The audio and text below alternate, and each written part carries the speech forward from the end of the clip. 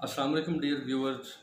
आज मैं आपको बताने जा रहा हूँ बरसगीर पाको हिंद की राजस्थान की और जिसका साबका नाम है सहराए राजपूताना या राजपूताना डेज़र्ट।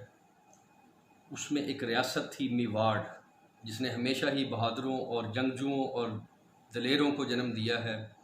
वहाँ की मशहूर हुक्मरान शख्सियत महाराणा संग्राम सिंह उर्फ राणा सांगा के बारे में बताने जा रहा हूँ। इस अजीम राजपूत जंगजू ने अपने ज़ोर बाजू पर अपने आबाओ अजदाद की जो रियासत मेवाड़ थी उसकी बाउंड्रीज़ को सिंध तक और दूसरी साइड पे मालवा और गुजरात तक फैला दिया था। दोस्तों, इसी रियासत मेवाड़ में चित्तौड़ का मशहूर किला जो वाक़या है, जहाँ से जुड़ी हुई रज़मिया दास्तानें, जंगो जदल की दास्तानें बरसगीर पाको हिंद में ज़बान ज़द-ए-आम हैं। और यहाँ की धरती ने ऐसे सूरमाओं को जन्म दिया जिन्होंने अपनी शुजाअत और दलेरी का लोहा अपनों से भी और गैरों से भी, दोस्तों से भी और दुश्मनों से भी मनवाया है। तो ऐसे ही एक जंगजू जो कि बहुत ही मशहूर हैं मिडीवल इंडिया की हिस्ट्री में, राणा संग्राम सिंह राणा सांगा, उनके बारे में मैं आपको बताने जा रहा हूँ। राणा संग्राम सिंह के दादा राणा कुंभा, जिनका तारीख़ में एक बहुत मुकाम है, और ये मेवाड़ की रियासत, इसने बहुत से ऐसे जंगजू पैदा किए जिनका सिलसिला बप्पा रावल से शुरू होता है, और जिसमें राणा हमीर सिंह, राणा हमीर देव, राणा लाखा, राणा महाराणा प्रताप, राणा सांगा और ऐसे बेशुमार जंगजू पैदा हुए। राणा कुंभा की वफ़ात के बाद राणा सांगा के ताया राणा उदय सिंह तख्त नशीन हुए और 5 साल तक मेवाड़ की रियासत के हुक्मरान रहे। उसके बाद उनके वालिद, राणा सांगा के वालिद राणा रायमल, जो कि तख्त नशीन हुए और 31 साल तक मेवाड़ की गद्दी पर बरसर इक़्तिदार रहे और उन्होंने 31 साल हुकूमत की। 1509 में राणा रायमल की वफ़ात के बाद राणा सांगा को मेवाड़ की गद्दी पर बिठाया गया। शुरू में उनका झगड़ा अपने भाई पृथ्वीराज के साथ हुआ तख्त के मामले पर, लेकिन फाइनली राणा सांगा ने क़यादत संभाली मेवाड़ की और इसको एक नई जहत और शोहरत की बुलंदियों तक पहुंचा दिया अपनी दलेरी से, अपनी उलुल अज़मी से, अपनी जुर्रत से, बहादरी से और स्टेट्समैनशिप से और सियासी बसीरत से मेवाड़ का नाम बहुत ऊंचा किया। राणा सांगा को हीरो ऑफ 100 बैटल, 100 जंगों का हीरो कहा जाता है, और उनके जिस्म पर 80 ज़ख्मों के निशान थे। कुछ लोग कहते हैं कि 80 सभी जो मोस्टली जो निशान थे वो तलवारों के थे। बारकैफ इन्हीं जंगों में उनकी एक बाजू नहीं थी, एक टांग नहीं थी और एक आंख से महरूम हो गए इसी जंगो जदल में।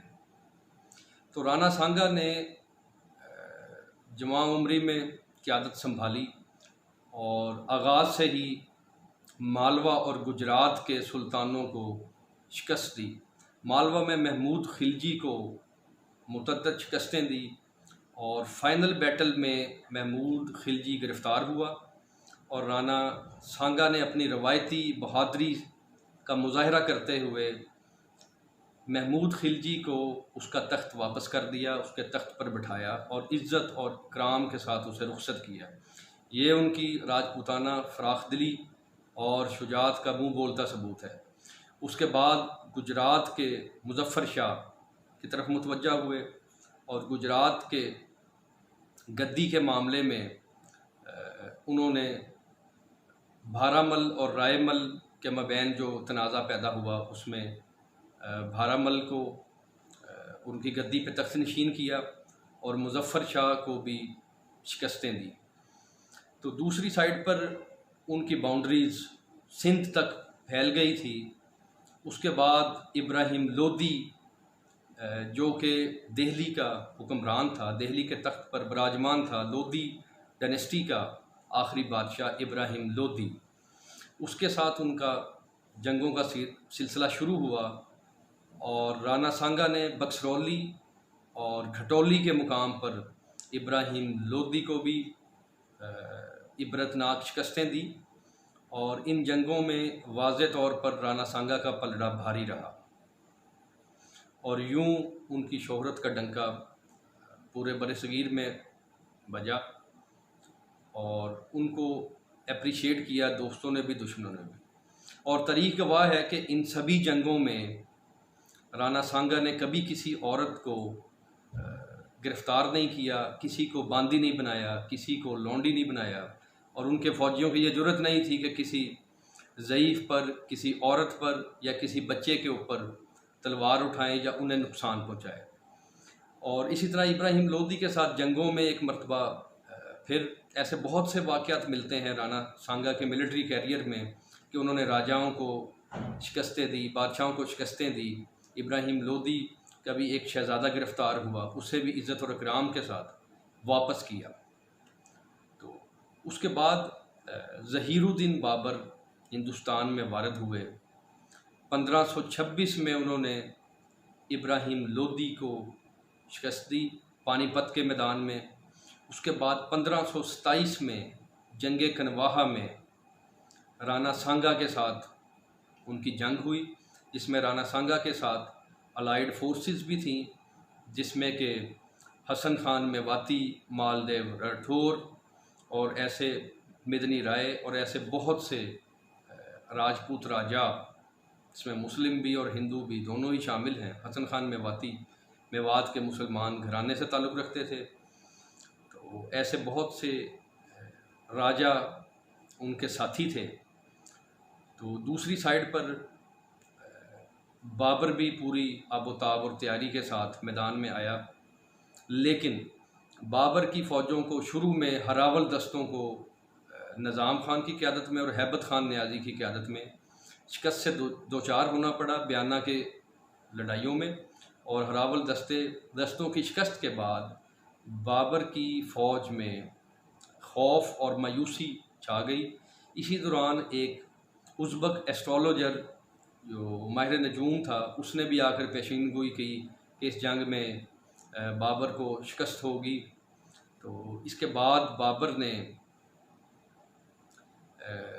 ने वल्वला अंगेज़ तकरीर की और शराब नोशी से तौबा की, शराब के मटके बहा दिए, दाढ़ी रख ली और इस्लामी तौर पर अपने सिपाहियों का, अपनी फ़ौजों का वल्वला और जोश और जज्बा बढ़ाया और उन्हें जहाद की तरगीब देते हुए मैदान जंग में उतरा। तो बाबर की तरफ से हुमायूं, उस्ताद अली कुली ख़ान, मुस्तफ़ा रूमी और दीगर नामवर जर्नैल उनके साथ थे। तो 1527 में कनवाहा के मैदान में ये जंग हुई। दोनों तरफ से भरपूर मुकाबला हुआ। बाबर के पास 50 से 60 हज़ार फ़ौज, जबकि राणा सांगा के पास 80 हज़ार से 90 हज़ार की फ़ौज, जो कि रवायती हथियारों से लैस थी। जबकि बाबर के पास जो फैसला कुन फोर्स थी, एक तो ये कि वो बैटल हार्डन्ड आर्मी थी जो कि उज़्बकों से और टर्क से, मंगोलों से और दीगर जंगजू कबाइल से नबरद आज़मा रह चुकी थी और जंग का वसी तजर्बा रखती थी। जबकि दूसरी साइड के ऊपर जो इम्पोर्टेंट चीज़ थी जिसने बरसगीर के रवायती जंगी निज़ाम को यकसर बदल के रख दिया, वो ये था कि पहली मरतबा तोपों का और बंदूकों का, मस्कट्स का यूज़ हुआ और कैनन्स का इस्तेमाल हुआ इस जंग के अंदर, जंग कनवाहा में, जिसकी बदौलत राजपूतों को शिकस्त हुई। इस जंग में राणा सांगा को गोली लगी और वो अनकॉन्शियस हो गए, बेहोश होकर गिर पड़े। तो वापसी उन्होंने चित्तौड़ के किले में, कुछ कहते हैं कि कालपी के किले में पनाह ली, लेकिन उनके एक वसी मिलिट्री कैरियर में ये सिर्फ़ एक वाहिद शिकस्त थी। जबकि इसके मुकाबले में अगर देखा जाए तो मशहूर जर्नैल नेपोलियन बोनापार्ट और बाबर को भी बहुत सी जंगों में शिकस्तों का सामना करना पड़ा, वक्ती तौर पर या मुस्तकिल तौर पर, लेकिन वो स्ट्रेटजीज़ बदल के और नए अज़म और वल्वले के साथ मैदान में उतरते रहे। तो ये राणा सांगा की वाहिद और पहली शिकस्त थी, और वो भी ऐसे टाइम में जब कि बचा कुचा, मशहूर है कि बचा कुचा राणा सांगा बाबर के मुकाबले में आया, जिसका एक हाथ नहीं था, एक हाथ बाजू नकारा था, एक आंख नहीं थी, एक टांग नहीं थी, और इसके बावजूद ये चौमुखी लड़ाई लड़ने के माहिर थे और चारों साइड पर तलवार घुमा सकते थे और सियासी बसीरत के भी मालिक थे। लिहाजा 1528 में ये जंग 1527 में हुई। 1528 में मेदनी राय, जो कि इनका बहुत ही एक काबिल भरोसा अलाइड था और जर्नैल था राणा सांगा का, उसने चंदेरी के किले में डट के मुकाबला किया, एक मरतबा फिर चैलेंज किया बाबर को, लेकिन शिकस्त खाई। और राणा सांगा अपने आखिरी अयाम में 1528 से 1530 तक दोबारा गुजरात और मालवा की तरफ अपनी फतूहात के झंडे गाड़ रहा था, और साथ ही साथ ये प्लानिंग कर रहा था कि बाबर को एक मरतबा फिर बाबर के मुकाबिल होकर उसे शिकस्त दी जाए, क्योंकि वो गैर मुल्की है, इन्वेडर हैं, उन्हें हिंदुस्तान की सरहदों से, वज़ीर की सरहदों से निकाल बाहर किया जाए। लेकिन तारीख़दान बताते हैं, इसके बारे में भी मुख्तलिफ बातें हैं, ओपिनियंस हैं, बताते हैं कि उनके अपने ही मसाइबों ने या सरदारों ने इसको ख़ुदकशी के मुतरादिफ जाना, क्योंकि उस वक़्त स्टेट काफ़ी वीक हो चुकी थी और शायद उन्हें पॉइज़न जहर दे दिया गया, और इस तरह इस अजीम जंगजू का ज़िंदगी का इख्तिताम हुआ 1530 में। और यही साल शहनशाह ज़हीरुद्दीन बाबर के वफ़ात का भी साल है। शुक्रिया। नेक्स्ट वीडियोज़ में आपको मज़ीद ऐसी ही दिलचस्प वाक़यात बताएंगे। Thank you.